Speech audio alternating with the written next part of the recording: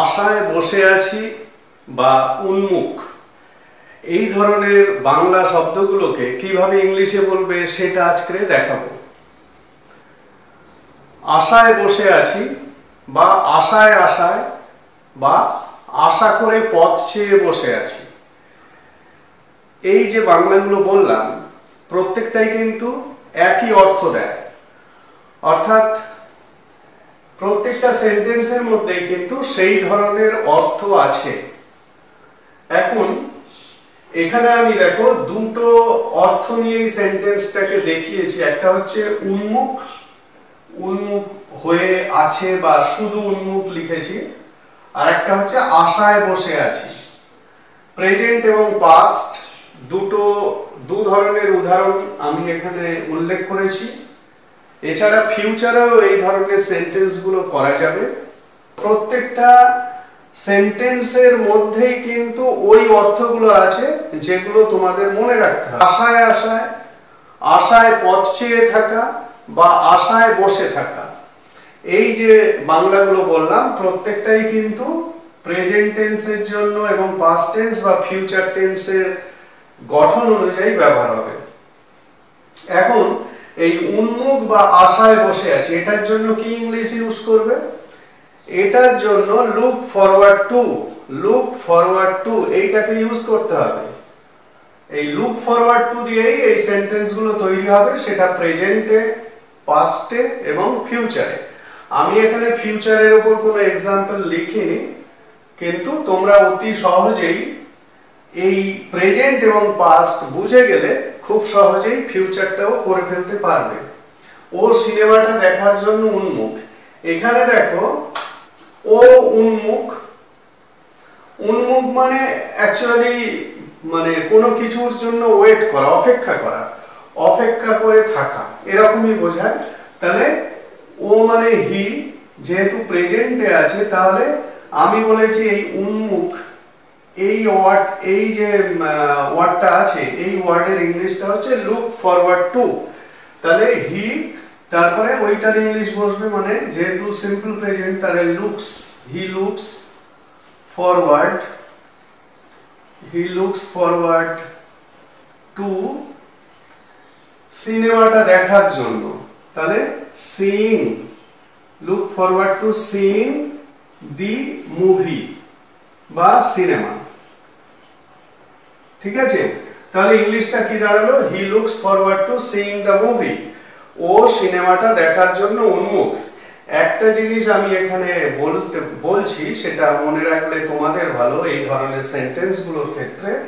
যখনই দেখবে উন্মুখ হয়ে আছে, উন্মুখ এইভাবে লেখা আছে বা এইভাবে ভাবতে চাইছো সেন্টেন্সটাকে, তখন লুক ফরওয়ার্ড এইভাবে সেন্টেন্সটাকে করো, মানে সিম্পল প্রেজেন্টের উপর করো।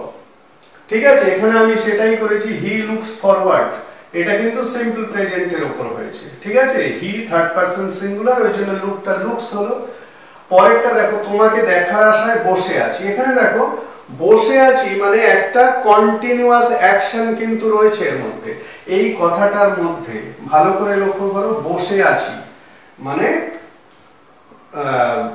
একটা সময় ধরে আছি এরকমই বোঝাচ্ছে, তাহলে কাজের মধ্যে আছি এরকমই বোঝাচ্ছে, মানে বসা নামক কাজের মধ্যেই আমরা আছি বা আমি আছি, এটাই বোঝাচ্ছে। এখানে সাবজেক্ট কে না আমি, আমি আশায় বসে আছি। তাহলে আশায় বসে থাকার ইংলিশ কি বলেছি? Look forward to. উন্মুখের ইংলিশ কি বলেছি? Look forward to. তাহলে আশায় বসে থাকার ইংলিশ হচ্ছে লুক ফরওয়ার্ড টু। এটা যেহেতু একটা কন্টিনিউয়াস ভাব দিচ্ছে, তাহলে আমি কি লিখবো?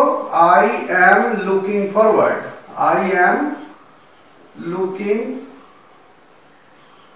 Forward, I am looking forward two. এবার দেখো এই প্রত্যেক ক্ষেত্রেই টু এর পরে কি বসাচ্ছি? ভার্ব আইএনজি বা গ্রামারের দিক থেকে যেটাকে জিরান্ড বলা হয়। তাহলে I am looking forward to দেখার আশায়, মানে seeing, I am looking forward to seeing you. ঠিক আছে, I am looking forward to seeing you, বোঝা গেল? I am looking forward to seeing you মানে আমি তোমাকে দেখার আশায় বসে আছি।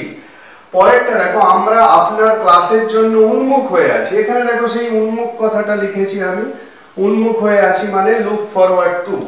তাহলে এটাকে আমি সিম্পল প্রেজেন্টে করব। আমি আগেই বলেছি যে উন্মুখ, এইভাবে যখন সেন্টেন্সটাকে ভাবছো, এই ওয়ার্ডটা দিয়ে তুমি যখন সেন্টেন্সটাকে ভাববে, তখন কিন্তু তুমি শুধু লুক মানে উন্মুখ হয়ে আছি মানে শুধু লুক ফরওয়ার্ড টু। যদি এটা পাস্ট টেন্সে হয় তাহলে লুকড হয়ে যাবে, লুকড ফরওয়ার্ড টু। সেটাই আসছি, পাস্টের উদাহরণ আমি লিখেছি। তাহলে আমরা আপনার ক্লাসের জন্য উন্মুখ হয়ে আছি, তাহলে we look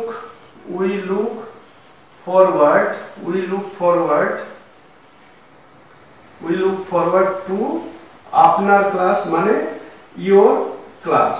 we look forward to your class. আমরা আপনার ক্লাসের জন্য উন্মুখ হয়ে আছি। পরেরটা দেখো, ও খাবারের আশায় বসেছিল। এখানে ওই একটা কন্টিনিউইটি রয়েছে এই অ্যাকশনের মধ্যে, বসেছিল মানে অ্যাকশনটা এরকম নয় যে বসলো আর উঠলো, এরকম নয়, বসেছিল। ভালো করে বোঝার চেষ্টা করো। তাহলে কি বোঝাচ্ছে? এটা একটা কন্টিনিউয়াস ফর্ম, তাহলে এখানে কন্টিনিউয়াস টেন্স হবে এবং এটা অবশ্যই পাস্ট কন্টিনিউয়াস। মানে হি, তারপরে ওয়াজ, কন্টিনিউয়াসে যেরকম গঠন হয়, হি ওয়াজ লুকিং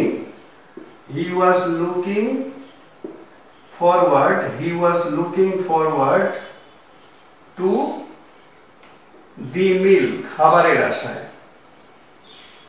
ঠিক আছে, he was looking forward to the meal. বোঝা গেল সে খাবারের আশায় বসেছিল। পরেরটাও, বাবা মাকে দেখার জন্য উন্মুখ ছিল। এখানে দেখো উন্মুখ ছিল যেহেতু, তাহলে আমি এখানে সিম্পল পাস্টে করি। তাহলে হি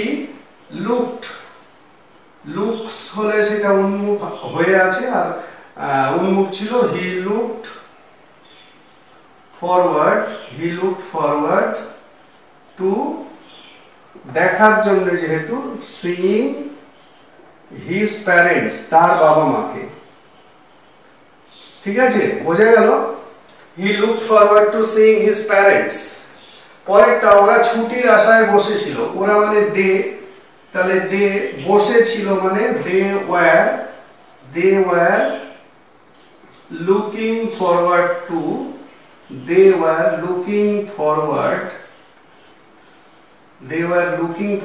টু ছুটির আশায় মানে হলিডে। ঠিক আছে, they were looking forward to holiday.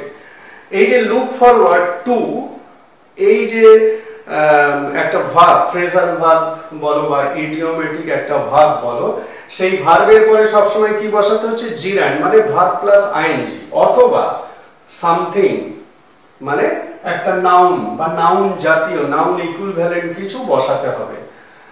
এখানে আমরা দেখো এই যে টু ইয়োর ক্লাস, এখানে আমরা একটা সামথিং কিছু বসিয়েছি, কোনো অ্যাকশন মানে জিরান্ড বা ভার্ব আইএনজি এরকম কিছু বসাইনি এই ক্ষেত্রে।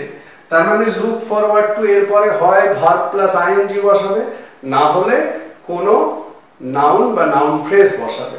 এইবারে তুমি যদি এটাকে ফিউচারে ভাবো, ফিউচারে মানে তোমাকে দেখার আশায় বসে থাকবো এরকম যদি বলো, তাহলে সিম্পলি মানে I shall look forward to seeing you, এরকম হবে।